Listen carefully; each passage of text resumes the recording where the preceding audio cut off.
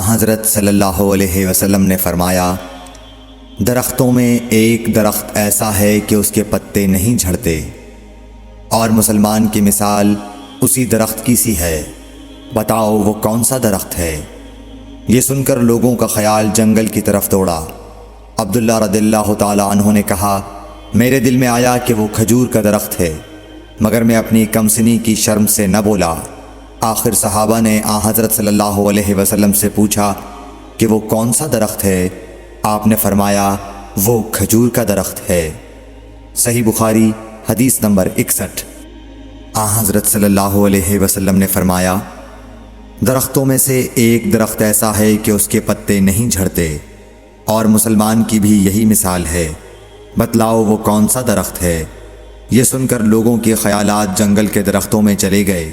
عبداللہ نے کہا کہ میرے دل میں آیا کہ بتلا دوں کہ وہ کھجور کا درخت ہے، لیکن وہاں بہت بزرگ موجود تھے، اس لیے مجھ کو شرم آئی۔ آخر صحابہ نے عرض کیا، یا رسول اللہ، آپ ہی بیان فرما دیجئے۔ آپ صلی اللہ علیہ وسلم نے بتلایا کہ وہ کھجور کا درخت ہے۔ صحیح بخاری حدیث نمبر 62۔ حضرت صلی اللہ علیہ وآلہ وسلم ایک بار مسجد میں بیٹھے ہوئے تھے، اتنے میں ایک شخص اونٹ پر سوار ہو کر آیا اور اونٹ کو مسجد میں بٹھا کر باندھ دیا۔ پھر پوچھنے لگا، بھائیو تم لوگوں میں محمد کون سے ہیں؟ حضرت صلی اللہ علیہ وسلم اس وقت لوگوں میں تکیہ لگائے بیٹھے ہوئے تھے۔ ہم نے کہا، حضرت محمد صلی اللہ علیہ وسلم یہ سفید رنگ والے بزرگ ہیں جو تکیہ لگائے ہوئے تشریف فرما ہیں۔ تب وہ آپ سے مخاطب ہوا کہ اے عبد المطلب کے فرزند، آپ صلی اللہ علیہ وسلم نے فرمایا، کہو میں آپ کی بات سن رہا ہوں۔ وہ بولا، میں آپ سے کچھ دینی باتیں دریافت کرنا چاہتا ہوں، اور ذرا سختی سے بھی پوچھوں گا تو آپ اپنے دل میں برا نہ مانیے گا۔ آپ صلی اللہ علیہ وسلم نے فرمایا، نہیں، جو تمہارا دل چاہے پوچھو۔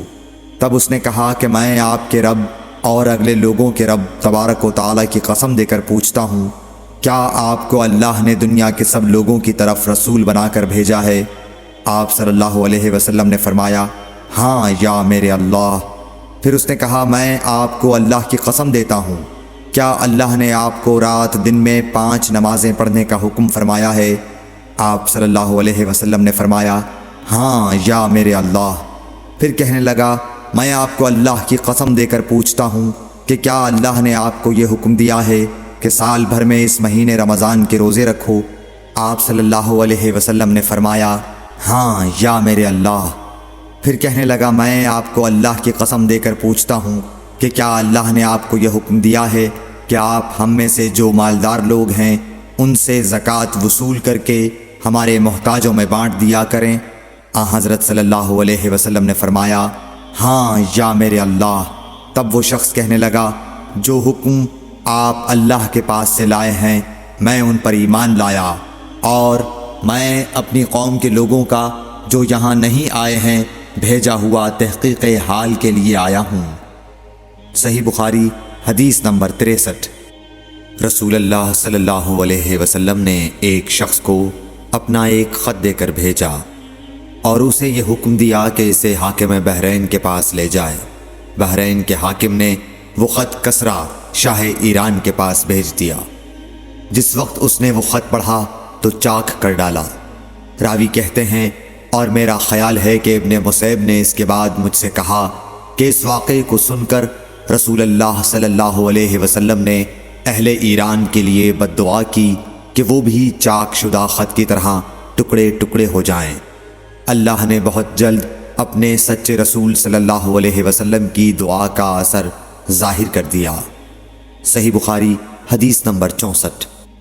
رسول اللہ صلی اللہ علیہ وسلم نے کسی بادشاہ کے نام دعوت اسلام دینے کے لیے ایک خط لکھا یا لکھنے کا ارادہ کیا تو آپ صلی اللہ علیہ وسلم سے کہا گیا کہ وہ بغیر مہر کے خط نہیں پڑھتے، یعنی بے مہر کے خط کو مستند نہیں سمجھتے۔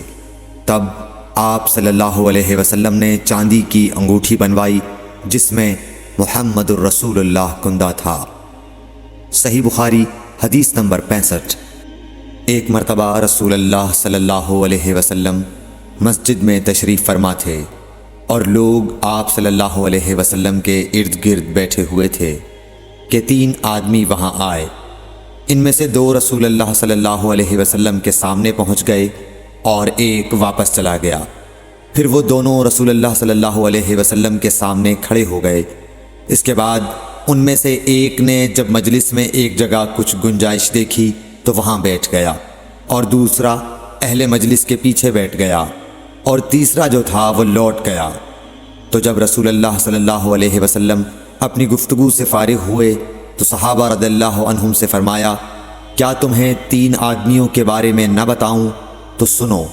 ان میں سے ایک نے اللہ سے پناہ چاہی، اللہ نے اسے پناہ دی، اور دوسرے کو شرم آئی تو اللہ بھی اس سے شرمایا کہ اسے بھی بخش دیا، اور تیسرے شخص نے منہ موڑا، اللہ نے بھی اس سے منہ موڑ لیا۔ صحیح بخاری حدیث نمبر 66۔